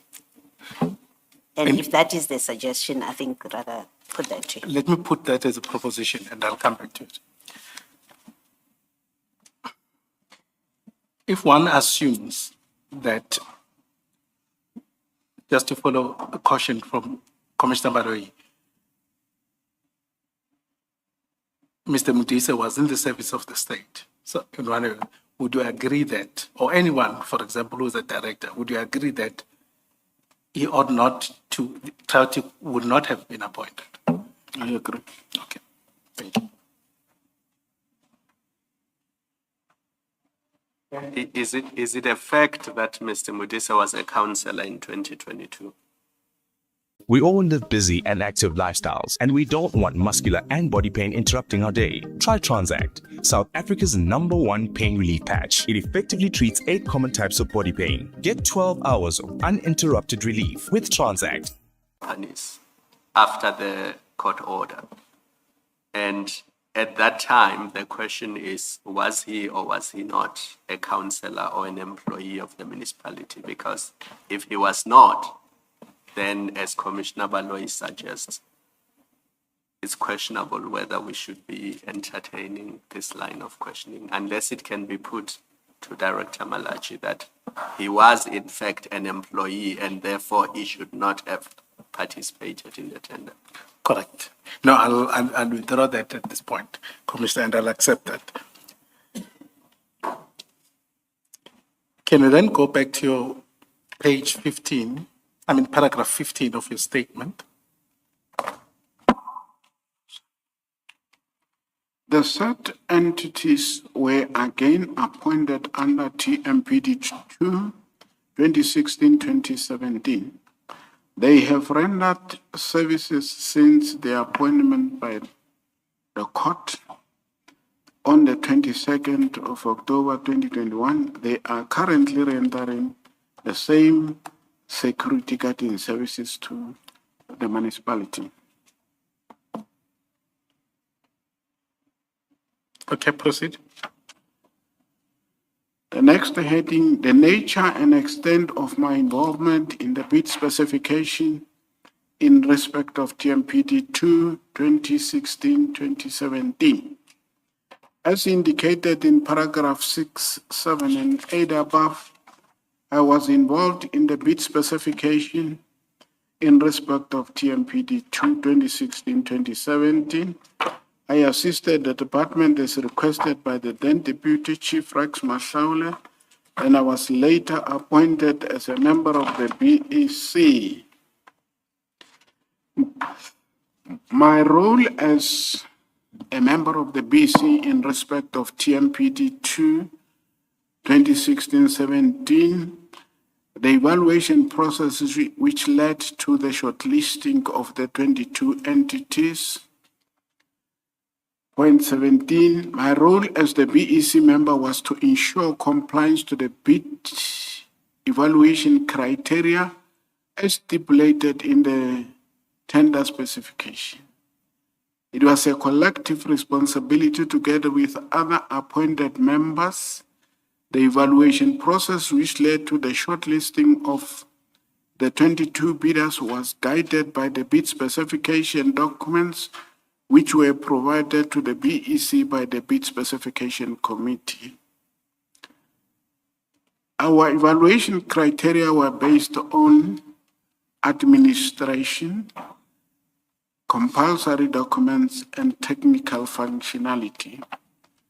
It was a normal evaluation process guided by supply chain management policy. The report was then adopted, handed over to the chairperson of the BEC. We followed the required procedures. I believe that the court would have not awarded the tender to the recommended entities if the required procedures were not followed or complied with.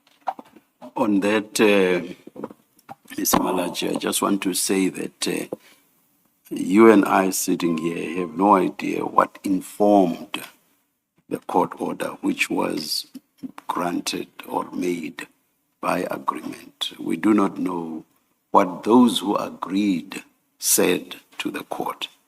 So I'm not sure that you are in a position to pronounce on whether the required procedures were followed. I agree with the commissioner. Just 1 point, for example.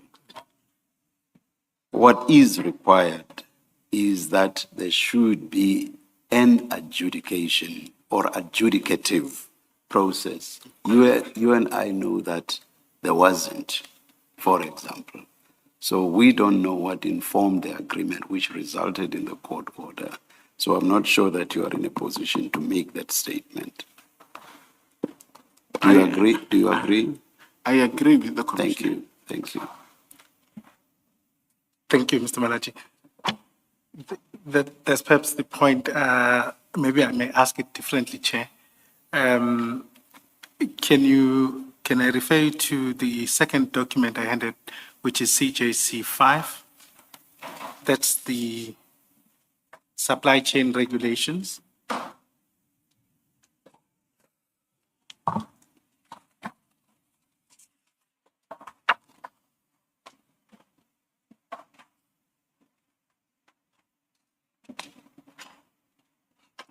Can I request that you go to clause 28, 2?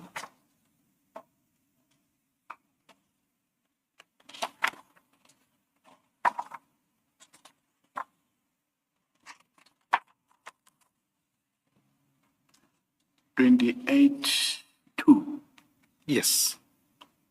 It reads as follows. A bid evaluation committee must, as far as possible, be composed of officials from departments requiring the goods or services and at least one supply chain management practitioner of the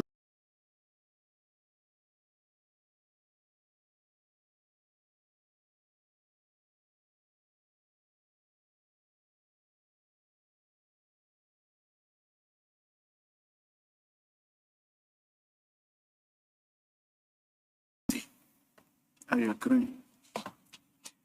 And just to follow on the question from the chair, which is at paragraph 29.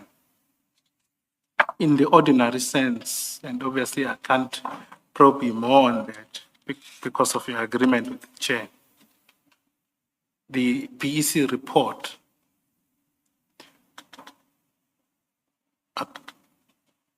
paragraph 29 talks about that the BEC report must be considered by the bid adjudication committee.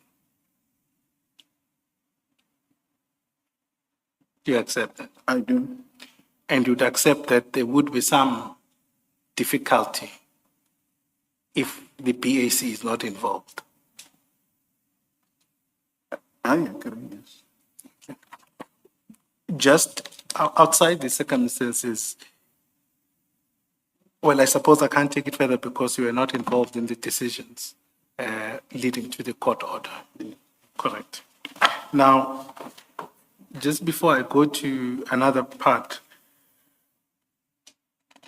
at paragraph 19 of your statement, you don't have to go there, you indicate that I was involved in all the meetings and resolutions of the BEC in respect of the same tender. Yes.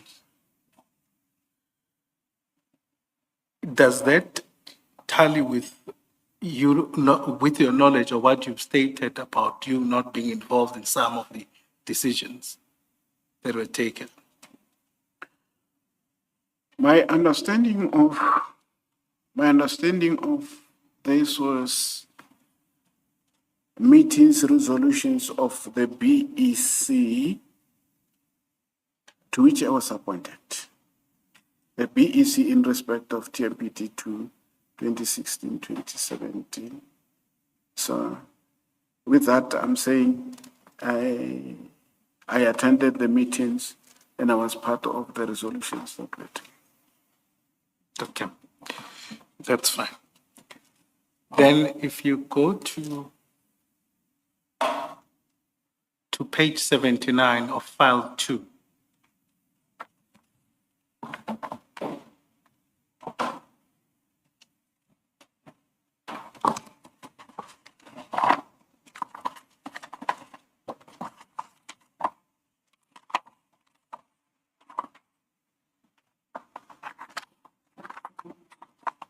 page 79 of file 2.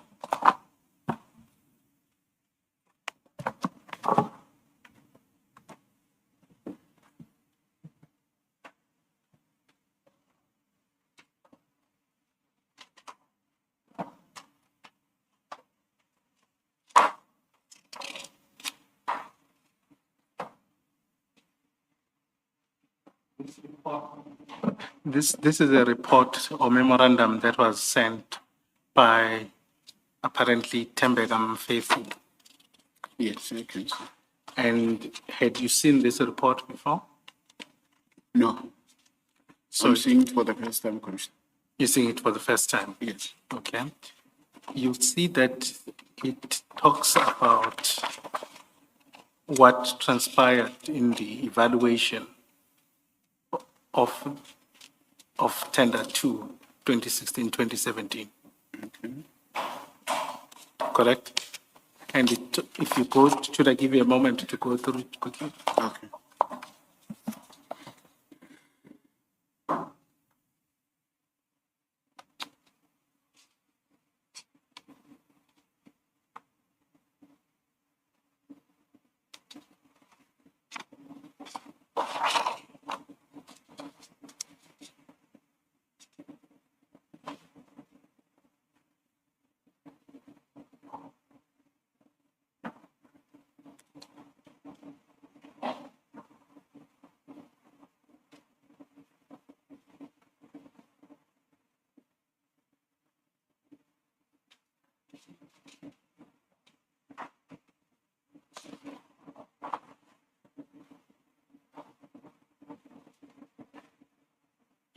Commissioner, are you having difficulty? Is it there? I'm saying, is there difficulty with pagination? No. Oh, yeah. Not this time. Not this time. What part of the report did you ask Mr. Malachi to read? No, I'm just going to ask him to, I was just asking him to familiarize with the report, and then I'm going to take him to specific paragraphs.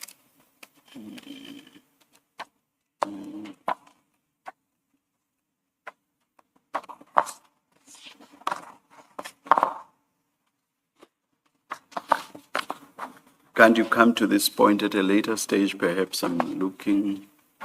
This is what, close to 3 pages long, which may entail Mr. Malachi having to read the whole document. Chair, let me just take him to the relevant section. Please. We can, apologies. Okay, if you go to the second page, Okay. There's a discussion and analysis from this report. Okay. And it says, SCM, second paragraph, SCM assessed the process followed violations of the tender evaluation stage were noted, thus rendering the bid as non-compliant.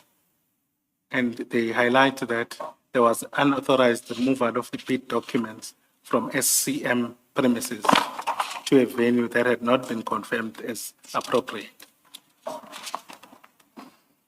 But just on a point, I think you differed with the chair that you found the venue that was there to be unsafe, and you shared the same sentiment as the chair of the PEC. Yes, the BC found the supply chain management premises unsafe to proceed. Hence, the documents were removed. And was there some integrity assurances about moving the documents or the bids? And my memory serves me well. Supply chain management was I would say it was involved. I remember whilst discussing the issue, there was a gentleman, I forgot his name, but a senior guy within the supply chain management acquisition department or directorate. And this thing talked, if my memory still serves me well, he even went to an extent of seeing the venue at Primus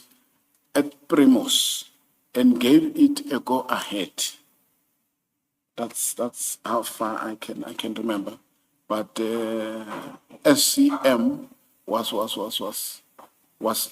involved, more especially the management, before the removal of the documentation. Okay.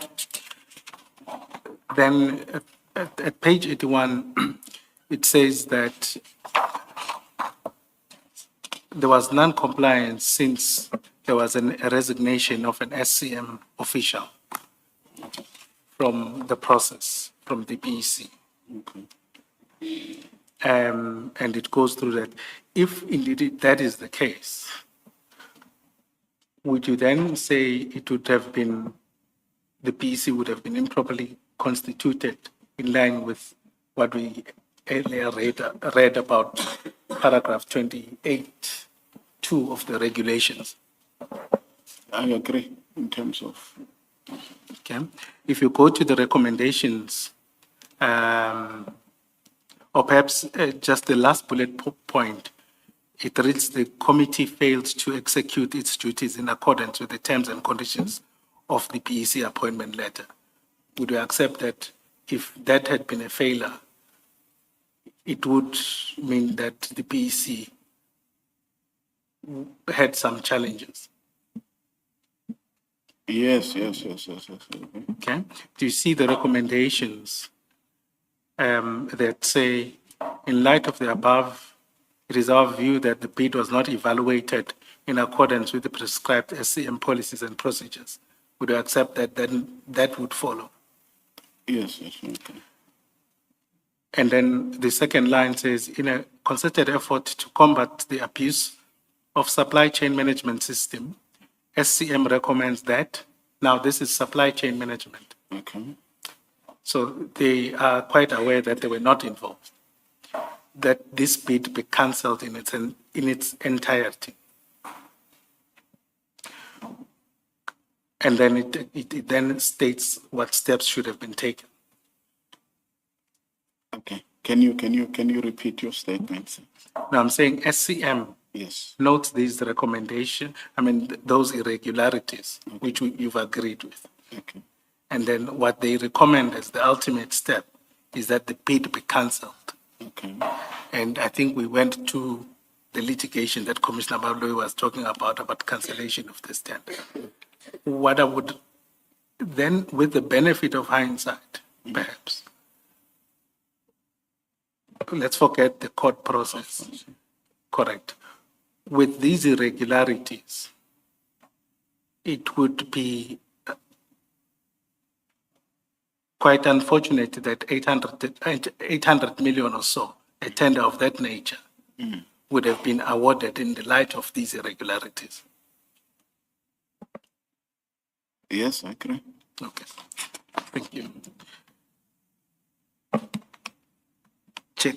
I think that's, before I move on to the other section, I don't know whether, or should I just continue? Please continue. We Thank still have.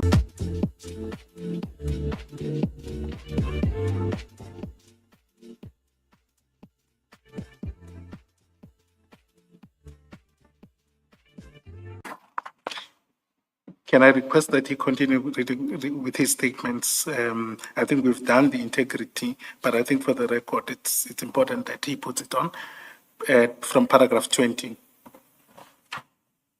Of my statement. of your statement. Apologies.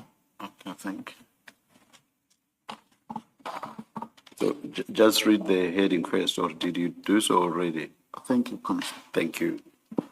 The integrity of the bids received handed over to the BEC, whether the bids provided to the BEC were sealed, whether the BEC addressed the unsealed.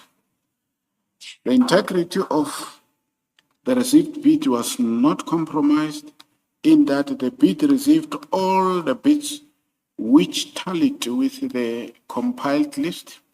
Hence, we proceeded with our functions. The bids are normally received sealed by supply chain management administrative officials. They get unsealed by supply chain administration to inter alia to compile a bid register and general administrative compliance before they are handed over to the BEC. As a result, the bids handed to the BEC were not sealed. So, sorry. When you say the bids are normally received sealed by the SCM administration officials, at what stage do they get sealed? I'm asking because the bidders would submit them, and are they? I assume they are not sealed at that stage, or are they sealed at that stage? No. I'm referring to. I'm referring to the fact that some of the bids would be sealed, and they would seal differently. You are not saying some. You say the bids are normally received sealed by the SCM administration officials. Yes. At which point or at what stage would they have been sealed? I think at the point when they are submitted, when the bid closes, when they submit them. Each bidder submits a sealed. Exactly. That's what I'm saying. Bid. Okay. Oh, and when you say normally, that seems to admit of exceptions. What do you mean normally? Normally, I mean to say, under normal circumstances, Exactly my point. You can't answer me by using the same term that I'm questioning. So what do you mean normally? Normally mean it's an acceptable norm, right? Bids are submitted sealed, but they may sometimes be submitted unsealed. Yes, it's true. I agree. All right, thank you. I think you had to start with the next heading, circumstances. Circumstances around the missing bids and or documents and removal of the bids from supply chain management premises, which were noted by BEC, and the impact of all of this on the procurement process. I am not aware of any missing bids documents regarding the removal of the bids from supply chain management premises. The BEC took bids from supply chain management premises to Tshwane Leadership Academy, Primos. Movement of the bids was necessitated by security issues observed by the BEC. For instance, movement of SCM officials in and out of the storage was not controlled. Cameras in the building were not working, and the supply chain management officials had unlimited access to the storage facility. I'm referring to the BEC, made a request to move from the supply chain management building, which was approved by the chairperson of the BEC, and the removal of this bid did not have any negative impact on the work of the BEC. Whether I delegated... Apologies, Mr. Malachi. I just have a few questions on this subject. Now, in terms of did you share the sentiments of the chair around the premises being unsecure? You mean the chairperson of the BEC? Yes, the chairperson of the BEC. Actually, he is the one, right, who was saying, since there are these security issues that I am also observing, right? It would be in the interest of doing quality work by considering to move. But now, he then took it up with supply chain management officials, right, to entertain the issue of where the BEC could be moved and so forth and so on. Hence, at the end of the day, decision was taken to move the function to Primos, and it was moved there, and from there we went on with our work. Thank you. And did the chairperson have the authority to do that? I am not sure. I'm not sure, Commissioner. I say this because in the report that we went through earlier on in file 2, it is the very flag that SCM raised that the documents or the bids were moved without authorization and communication from the head of SCM. Hence, I'm saying I am not sure if he had the authority to do that, but what I'm aware of, right, he interacted with one senior official within the supply chain management before the actual movement was effected.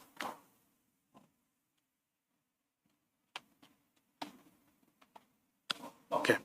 No, that's fine. I think I can't take it further than that.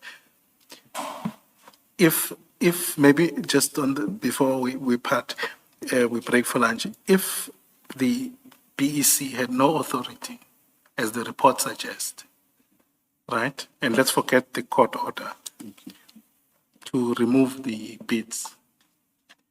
Do you accept the following possibilities that the integrity of the bids could have been compromised?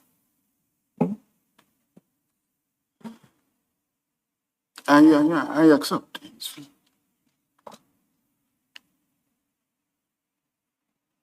Thank you. I think, Chair, then the next paragraph we deal with the